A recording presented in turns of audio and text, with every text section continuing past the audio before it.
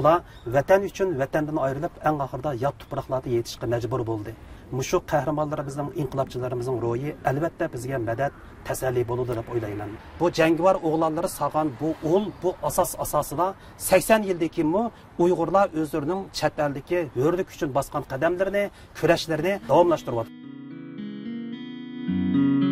Tinch okeandagi Orol davlati Yaponiyada qachondan boshlab Uyg'urlarning oyoq izlari ko'rilishga boshlagan. Tarix batlarini varaqlaganda 2 Dünya urushining harpisida, ya'ni 1930-yillardagi davolg'ib turgan favqulodda vaziyatda Sharqiy Turkiston milliy inqilob yetakchilaridan bir turkum kishilarning Iroqdagi Yaponiya imperiyasi bilan ma'lum munosabatlarda bo'lganligi o'ttirg'i chiqdi. Yaponiya arxivlaridagi tarixiy hujjatlarga qaraganda 1934-yili Xotan islom hukumati yiqilgandan keyin Afg'onistonga hijrat qilishga majbur bo'lgan Muhammad Amin Bug'roning Kabuldagi Yaponiya bosh elchisi Kitida Masamoto bilan maxfiy aloqa qilganligi hamda Sharqiy Turkistonning ozodligi masalasida Yaponiyadan yordam talab qilganligi ma'lum. 1937-yilga kelganda Qashqarda turishliq Uyg'ur otliq askarlar 6-diviziyasining komandiri general Mahmud Muiti, militarist Shingshay va Sovet ittifoqining kuchlik besimi ostida chet elga hijrat qilish majburiyatida qoladi. U 1938-yili Angliya kontrolligidagi Hindiston orqali avval Makka mukarramga berib, haj farzini ado qiladi. Ondan Turkiyaga berib, Yaponiyaning Istanbulda turishliq bosh konsuli bilan maxfiy ko'rishdi. General Mahmud Muiti Turkiyadan Hindistonga qaytgandan keyin Angliya doiralari uning Yaponiya taraf bilan bo'lgan aloqasidan gumonlanib, 48 soat ichida uning chegaradan chiqib ketishini talab qildi.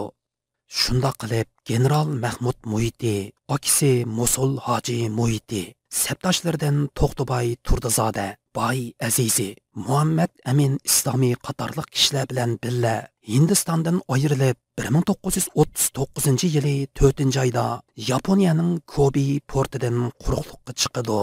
General Mahmud Muiti boshchiligidagi Sharqiy Turkiston inqilobchilari Yaponiyaga borgandan keyin Yaponiyadagi tatar musofirlarini asos qilgan musulmonlar jamoatining qizg'in qarshi elishiga sazovar bo'ldi. Shu yili General Mahmud Muiti Tokioda Sharqiy Turkiston istiqlol jamiyatini qurib, chet ellarda Sharqiy Turkiston davosini anglitishning tashkiliy asosini tiklashga tirishdi. General Mahmud Muiti bu jamiyatning raisligiga, Afg'onistonda turayotgan Muhammad Emin Bug'ro muavin raislikka, Muhammad Emin Islomiy bosh kotiblikqa tayinlandi. General Mahmud Muiti Tokiodagi yillarda Osiyo Tinch okean rayonida buyuk bir harbiy kuch sifatida o'ttirg'i chiqayotgan Yaponiya imperiyasi bilan Sharqiy Turkiston masalasi bo'yicha yaqin munosabat o'rnatishga tirishchanlik ko'rsatdi. Uning bu jihatdagi urinishlari 1940-yili 3-oyning 27-kuni Yaponiya tashqi ishlar vazoratiga yo'llagan maxsus maktubida aniq bayon qilindi. Shu mezgillarda Yaponiya tashqi ishlar vaziri qatorliq Yaponiyaning yuqori darajalik amaldorlari General Mahmud Muiti boshchiligidagi Sharqiy Turkiston inqilobchilarini ko'p qatim qabul qiladi. Yaponiya taraf General Mahmud Muiti bilan Yaponiyaning Osiyo strategiyasi va kommunizmdan mudofaa ko'rish koridori barpo qilish planida Sharqiy Turkistonning o'ynaydigan muhim geosiyosiy roli haqida suhbatlar elib boradi. Yana bir tarafdan General Mahmud Muiti Tokiodagi yillarda Rus bolsheviklarining zulmidan qochib, Yaponiyaga sig'ingan tatar jamoati va boshqa musulmon jamoatlari bilan zish munosabat bog'lab, Xitoy bilan Sovet ittifoqi oralig'ida asoratda qolgan Sharqiy Turkistonliklarning ozodligi uchun musulmonlar dunyosining jamoat fikrini shakllantirishga tirishchanlik ko'rsatdi. 1941-yili 19-avgustda Muitila oilasining cho'ng o'g'li Musul Hoji Muiti kasallik sababidan Tokioda vafot bo'ldi. Marhumning janoza namozi Tokio jamoasida o'qilib, Tokiodagi musulmonlar qabristonligiga dafn qilindi. Mərhum Mosul Hacı Muhiti Yaponiya tuproqlarına kömilgan tunji Sharqi Turkistonlik Uyg'ur musafir bo'lib qoladi. 1942 yilga borganda Yaponiyaning urush strategiyasi Osiyo quruqligidan asta-asta Tinch okean rayoniga yo'tkiladi. Bo'libmi Pearl Harbor hujumidan keyin Yaponiya asosliq askariy quvvatlarini Tinch okean rayoniga yo'tkab Amerika bilan urush sepiga kirdi. Bunun bilan Yaponiya imperiyasining Manjuriya, Mongoliya, Sharqi Turkiston va Afg'onistonga so'zilgan Osiyo quruqligida kommunizmdan mudofaa ko'rish koridori barpo qilish plani tashlanib qoladi. Natijada Yaponiyadan umidini uzgan general Mahmud Muhiti Tokiodan ayrilib, Yaponiya ishg'oliyatidagi Beyjingga qaytib keladi va Sharqi Turkistonning kelajagi uchun boshqa bir chiqish yo'li izlamoqchi bo'ladi. Ammo u sabdoshlardan To'xtabay Turdizoda, Muhammad Amin Islomiy qatorliq bir turkum kishilarni davomliq Yaponiyada turib fursat kutishga qoldirib qo'ydi. Shuning bilan Yaponiyada turib qolgan Sharqi Turkistonlik muhojirlar 1950 va 1960 yillarga qadar o'z faoliyatlarini davom qiladi. Bir ömür vatanning ozodligi uchun o't bo'lib yongan general Mahmud Muhiti İkinci Dünya urushi oxirlashish oldida, ya'ni 1944-yili tuyuqsiz qo'zg'algan yurak kesili bilan Beyjingda olamdan o'tdi.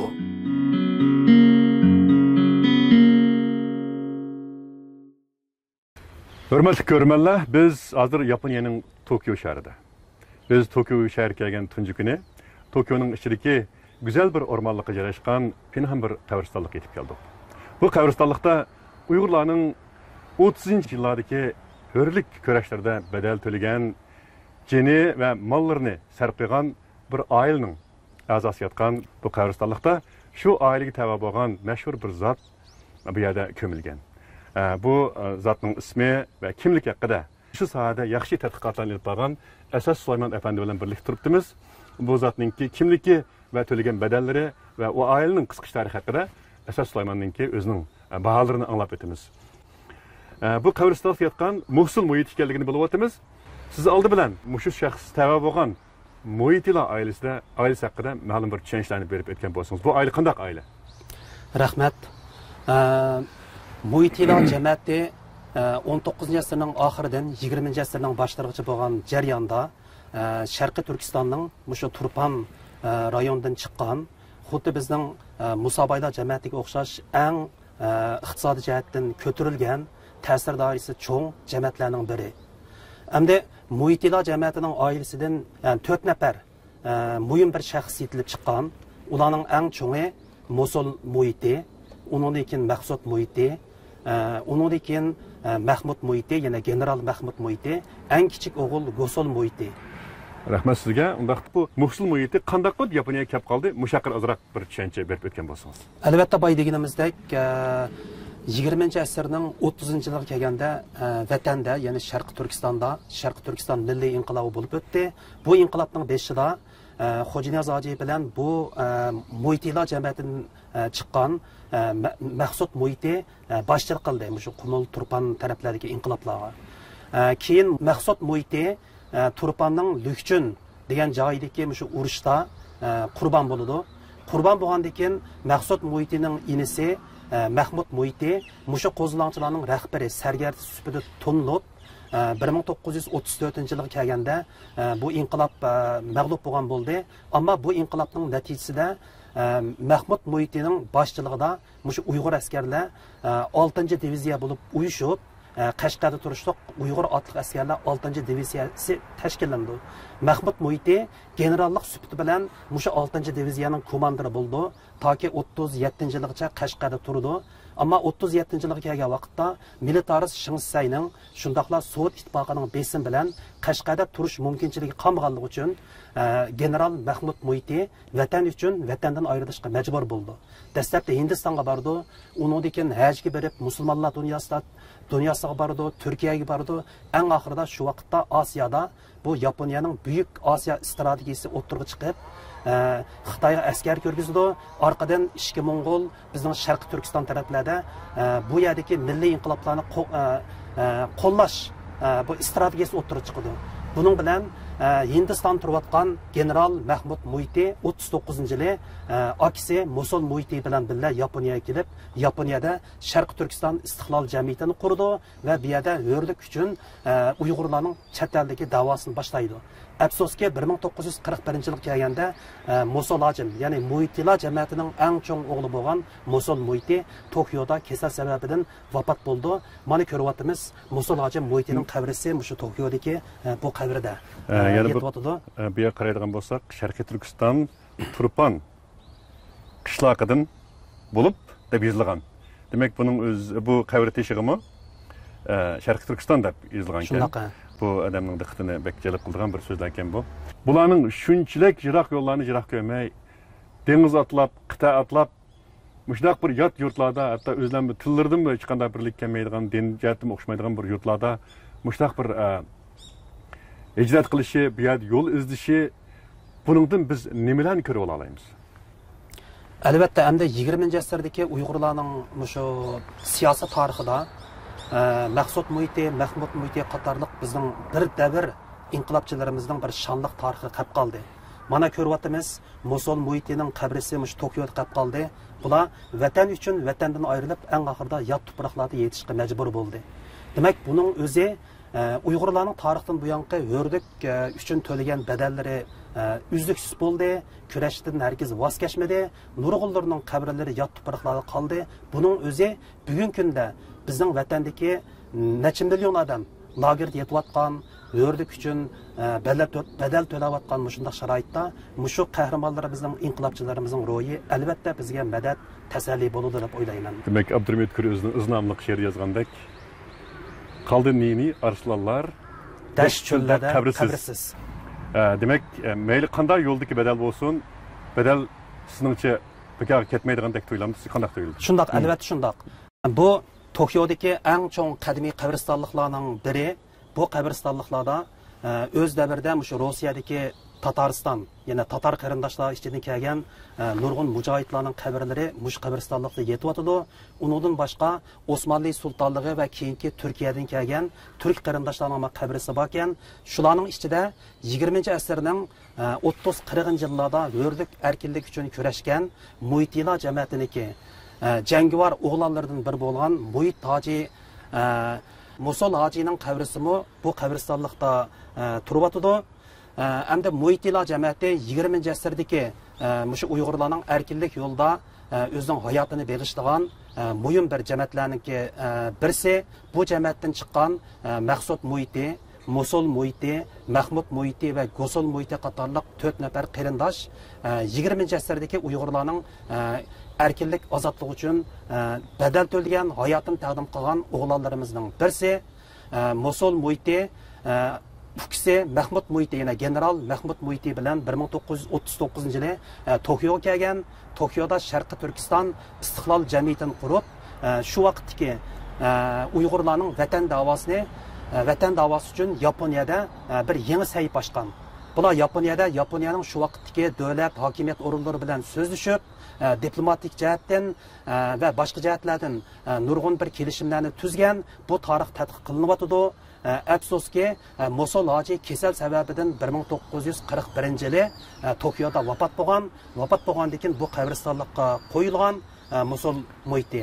Mahmud Muiti bo'lsa keyincha qaytib ketib, mushu Beyjing bilan ishki Mo'ng'ul oralig'ida yana vatanning ishlari uchun jamiyat qurib, 44-yili Beyjingda olamdan o'tdi. Demak, Muitilar jamiyatining bu o'g'illari 20-asrdagi Uyg'urlarning hurlik kurashlari uchun badal to'lagan, hayotini bergan bizning muhim inqilobchilarimizning biri deyishga bo'ladi. O'z davrida 40-yillarda Muitilar jamiyatining bu jangovar o'g'lonlari sog'an bu asosida 80 yildan keyin Uyg'urlar o'zlarining chet eldagi hurlik uchun bosgan qadamlarini, kurashlarini davom qiladi.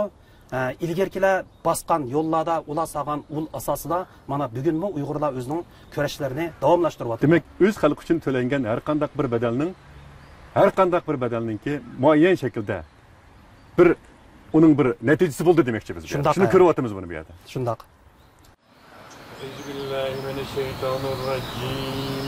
Bismillahirrahmanirrahim.